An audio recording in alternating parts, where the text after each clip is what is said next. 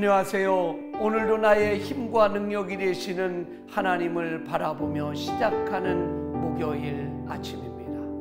오늘 우리에게 주시는 하나님의 말씀은 고린도후서 4장 9절 10절입니다.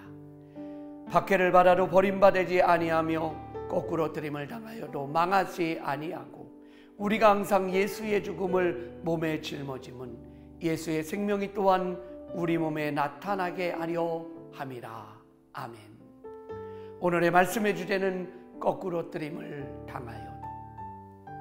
예수 믿는 사람은 아무리 거꾸로 들임을 당하여도 망하지 않는다라는 확신을 가져야 합니다. 왜 망하지 않을까요? 그 이유는 하나님을 의지하기 때문입니다. 시편 37편 24절에 저는 넘어지나 아주 엎드려지지 아니함은 여호와의 손으로 붙드심이라라고 말씀합니다. 잠언 24장 16절에서는 대저 의인은 7번 넘어질지라도 다시 일어나려니와 악인은 재앙으로 인하여 엎드려지느니라라고 말씀하고 있습니다. 성도들은 세상에서 거꾸로 들임을 당하여도 다시 일어나 승리하게 됩니다.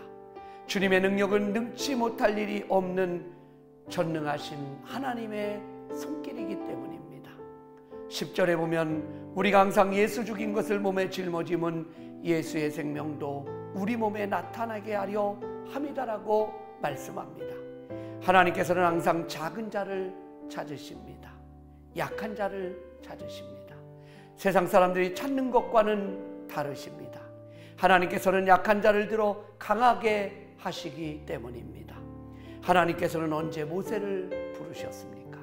모세가 가장 약하고 연약할 때 하나님은 모세를 세우셨습니다.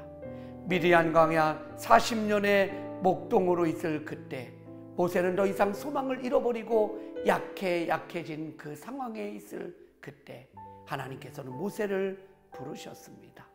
모세는 하나님께 오 주여 나는 본래 말을 잘 하지 못합니다라고 고백을 합니다. 연약한 질그릇 상태에 있을 그때 하나님께서는 그를 부르셨습니다.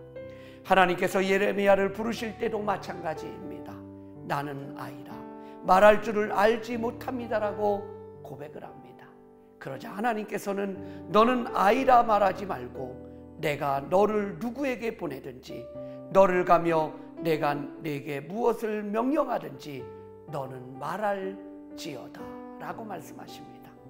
기드온은 하나님께서 부르실 때 오 주여 내가 무엇으로 이스라엘을 구원할 수 있겠습니까? 보소서 나의 집은 므낫세 중에 극히 약하고 나는 아버지 집에서 가장 작은 자라고 고백을 했습니다. 기드온은 자신은 질그릇과 같은 사람임을 고백하고 있는 것입니다. 떨어뜨리면 깨어지고 별 볼 일 없는 연약한 인생처럼 보여지는 자기의 삶. 그러나 하나님은 그를 쓰셨습니다. 예수님의 제자들도 마찬가지입니다. 연약한 자들이었습니다.